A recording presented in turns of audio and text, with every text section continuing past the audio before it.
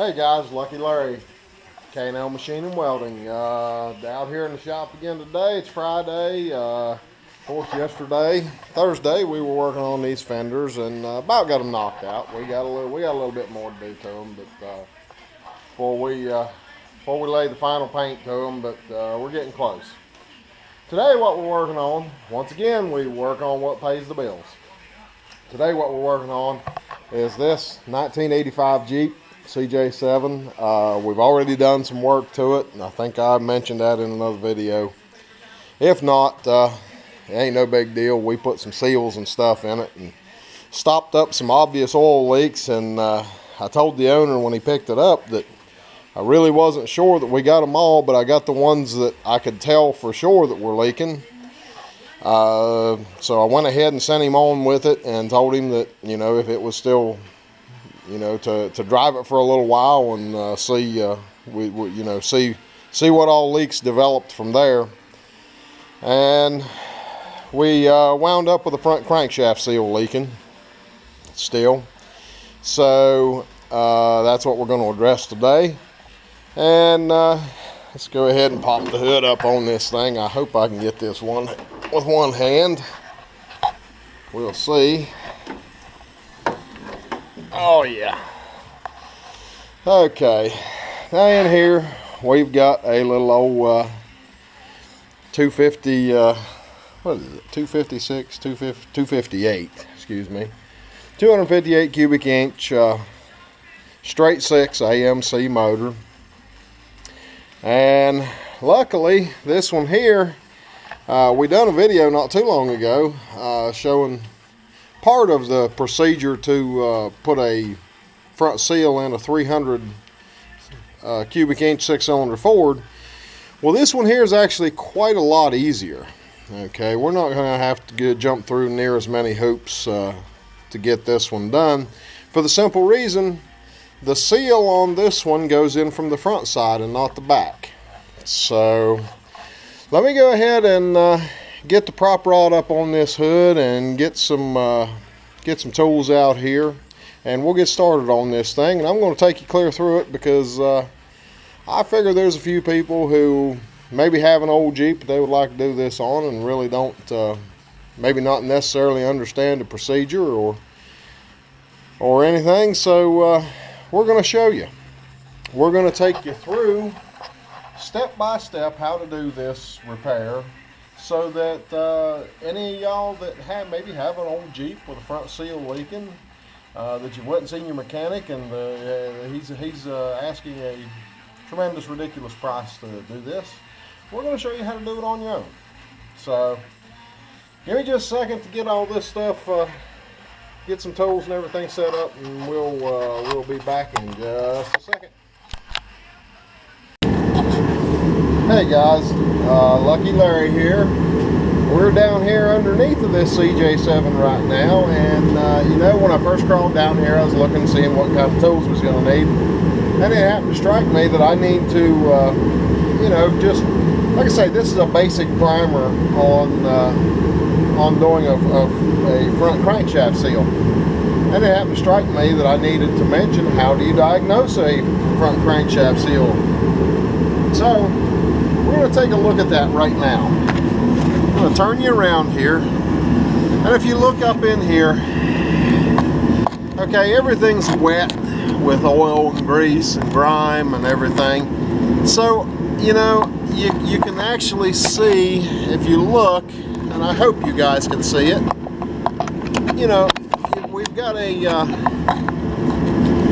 line of, you know, oil right here at this gasket and all. So how do I know that it's the crankshaft seal leaking and not the oil pan gasket? Well, there's some telltale signs here, guys. One thing is, if you look at this, okay, if you look above, to the side and above, okay, see, we've got grease and oil up here. We've got grease and oil slung clear up onto the bottom of our air conditioning compressor. We have oil slung clear over here. It's wet over here to our steering linkage. We have oil down here to our on our axle. Okay, and we have grease and oil slung over here onto our frame. Now, the reason why that's important is because what's happening is, if it was the oil pan gasket itself, and I know it's not the oil pan gasket because we put a brand new one on when we changed the rear crankshaft seal about 2 weeks ago. So we know that this is good, but even if we didn't know that it was good, okay, what we would be looking at is the fact that what's going on is the vibration damper is, the oil is coming out around the seal, between the seal and the crankshaft, getting on the vibration damper. The vibration damper is throwing the oil to all these different places, okay? Because it would not be natural for the oil to come from here and make it clear up there. All right, that's just, gravity don't work that way, okay? So we know that it's going to be that front crankshaft seal. So that's what we're gonna work on, guys. So we're gonna get a couple of wrenches and get some of these pulleys and stuff out of our way, and then we'll be back when we get ready to actually pull this vibration damper. Okay, we got to get the belts off of it. We're gonna have to take those 3 bolts out that you can see right there on that pulley. That will release the pulley from the vibration dampener. Then we have to take that large center bolt out, and that will release the damper from the crankshaft. Once we do that, then we're going to have to use a wheel puller to pull the damper from the crankshaft. Okay, and I'll be back when we do that. Okay, guys, Lucky Larry here. We're working on this Jeep. Ran into something here, and I want to kind of give you guys a heads up on this, because, you know, getting the belts off is nothing. I'm going to go ahead and show you that. You know, getting the belts off is no big deal. Loosen up your power steering pump, get your power steering belt off. Loosen up your compressor or any other belts that you might have. Some of you might have air conditioning, some of you might not. But anyways, loosen up all your belts, get them back out of the way. Take your fan shroud and your fan off. Okay, now we're down to the point that we can that we need to pull the damper itself. Okay, and this is where we started to run into an issue, and it's nothing major. Now, the easiest way to deal with this is with an impact wrench, but I realize that most of you probably will not have an impact wrench, and certainly if you can do it without it, because of your constraints in how much room you have, you're better off. So what you do is you take a breaker bar. Okay, I've got a big 1/2-inch drive breaker bar here, and your socket that fits that, and you put on there. Now what we're going to do from here, and I've already loosened this once, but I tighten it back up so I can at least kind of give you a basic idea of what we're doing. Okay, what we're going to do, once you get it to here, get yourself a pull on it. Okay, so you're holding it against, you know, the direction you want to go. Get you a nice, you know, fairly large hammer. This is like a 2.5 pound sledgehammer, and you hit your breaker bar handle while you're keeping pressure that way. Okay, the way that you want to go, and generally, if you're lucky, it will break it loose. Okay, and it did. Okay, So that's just kind of a quick how-to as far as getting your getting the bolt off that holds your vibration damper on. Now, all we got to do is just run it on out.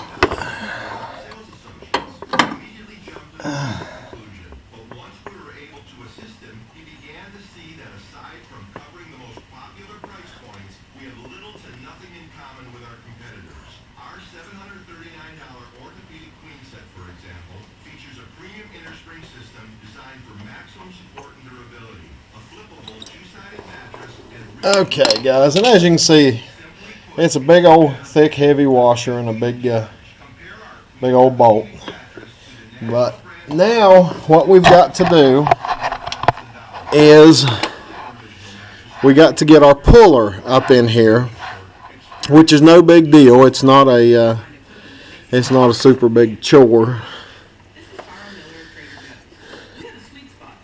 I'm gonna have to get this pulley turned so that we can get our bolts in there. But what we're gonna do is I've got a puller, a 3-arm puller that has bolts go through and bolt into this, and then the center bolt has a taper on it, and we'll put it right there. Actually, I think I've even got an adapter, and we will pull that off, and I'll show you that. So give me a minute to get the puller set up.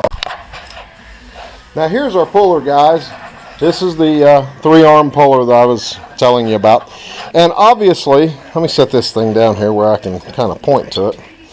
It can also be used as a 2-arm puller. Okay, so you have a slot here and a slot here directly across from each other that you can use. Or you can use this slot, and this slot, which is what we're going to be doing, because we have 3 bolt holes down there to use. And of course you have the large center hole, which is your puller. Now what I'm going to do is I will put this bolt without the washer back in the hole, and then I'll be running this one up against it to pull against it so we don't mess up our threads, okay? And I'm going to show you that as we progress with it.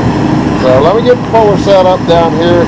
Also, you see that this puller has these nuts on the ends of these bolts.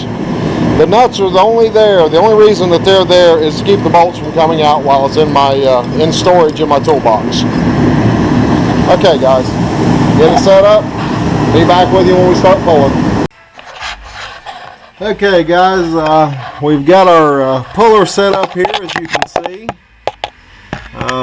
Nothing real fancy. I mean, it's just 3 bolts. I had to actually change the size of the bolts in it because this particular pulley has 5/16 bolts and not 3/8, but no big deal. So we're fixing to start pulling this damper. So let's see how it goes. And I hope you guys can see this. So here we go.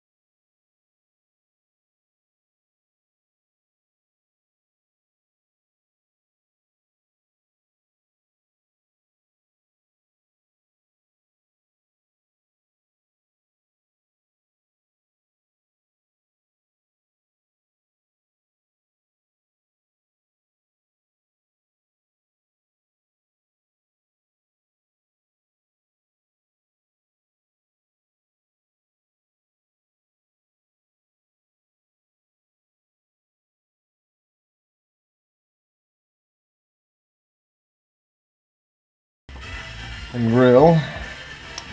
and any other associated junk. Actually, there's a condenser out in front of it and everything. It's really nice if you can just get straight to the front of it, and that's what we had on that 600 Ford we were working on. But this one here, we weren't that lucky because we have an air conditioning condenser out in front of the radiator, and so we were really doing our best to not pull the to not have to pull the radiator, and luckily we didn't have to, and that's a good thing.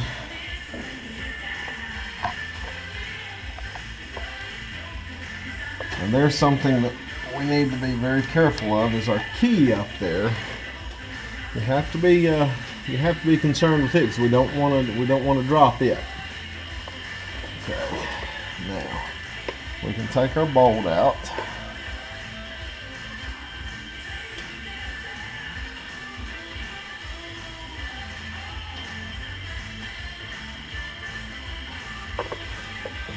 And now all we have to do is pop the seal out, and they make a puller to do that, but to be quite honest with you, we're not going to do that because I'm showing you how to do it kind of down and dirty at home.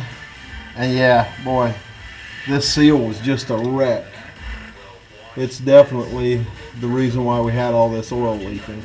The lip of the seal, I don't know if you can see it. I'm going to get you up here where hopefully you can see it. If you look right here, and I hope the camera's focusing on it, literally the lip of the seal was gone. You know, it's just completely wiped out. So needless to say, that's why we were losing so much oil at this seal. So give me just a second. I'm going to get some tools to get that seal out of there, and I'll show you how to do that.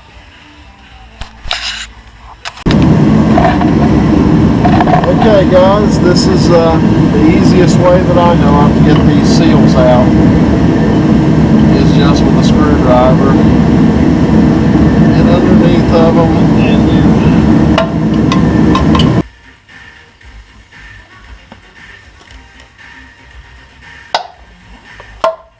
and there it is.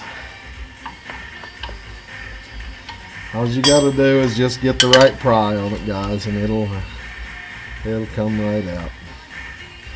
Yeah, this seal here was absolutely white slam out.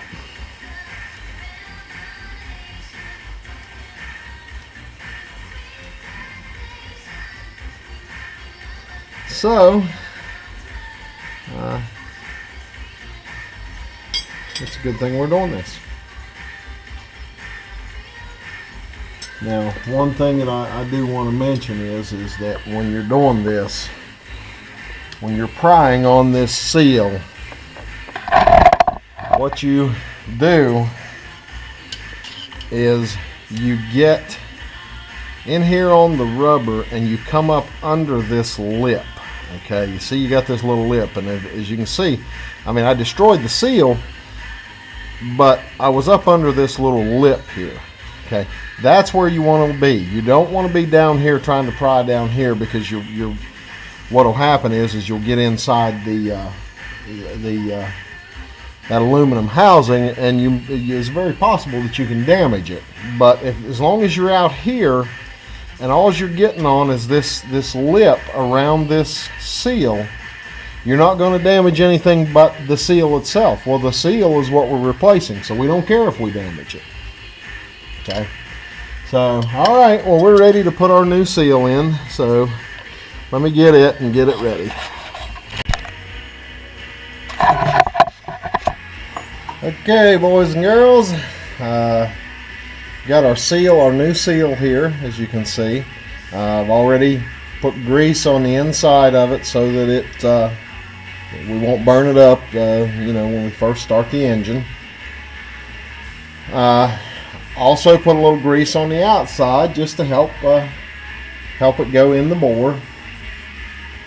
And we're ready to install it. Now, what I'm using as a seal installer is this large 3/4 inch drive socket, which is just a tad smaller than what my seal is, and that's what I'm going to use to install the seal. Okay, now hopefully, what I'm hoping for, and it's probably not going to pan out, and then no, of course it's not. But that's okay. I was going to use a bolt to pull it in, but that's okay. But before we get there, I kind of need to address this key up here and get it straightened back up.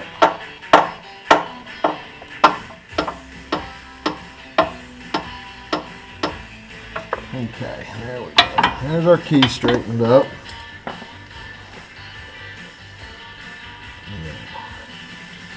We can take our, and I hope you guys can see this, I don't know. Take our seal and put up here, and again, be very careful about when you're installing these that you get them headed the right direction, okay? Right direction, wrong direction, okay?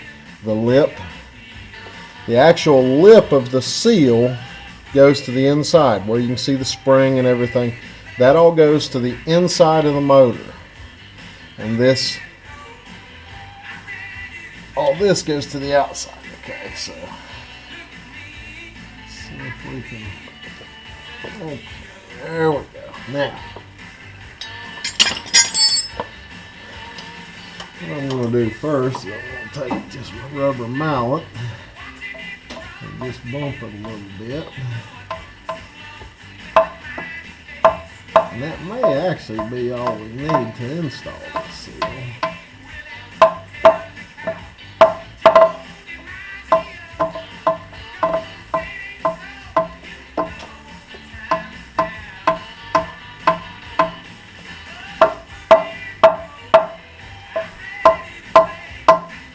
The big thing is that you get this seal in square. Okay, now we'll get our seal driver and see if we can get him in there like we want him.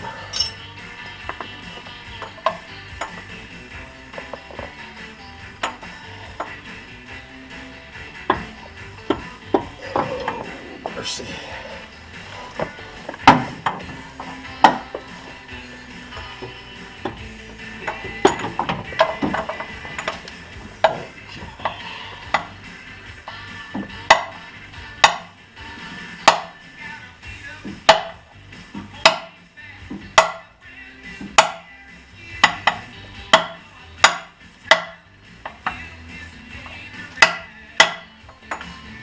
Okay, there we are, guys.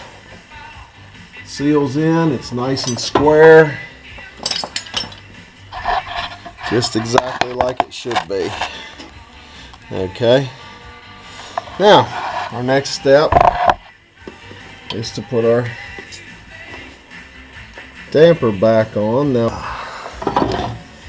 one thing that I did forget to do is take a good look at our seal surface here and see what we've got. Okay, and it looks pretty good.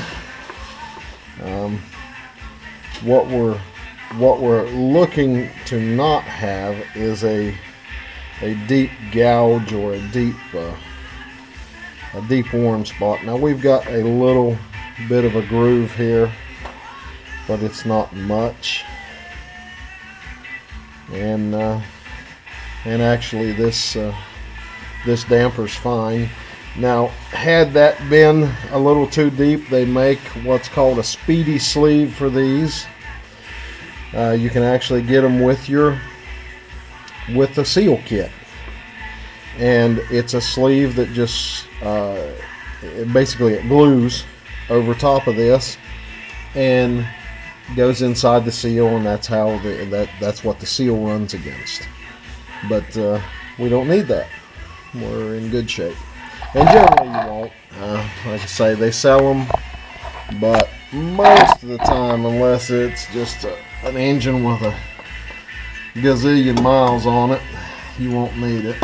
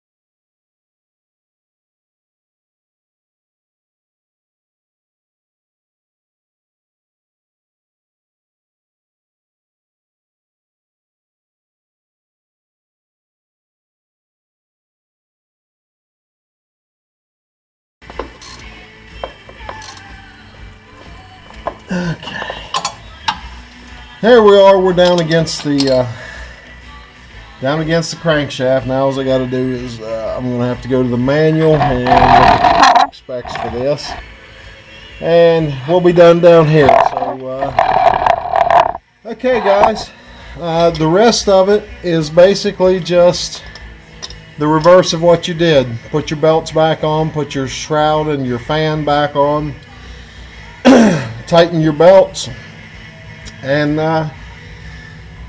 and you're ready to go.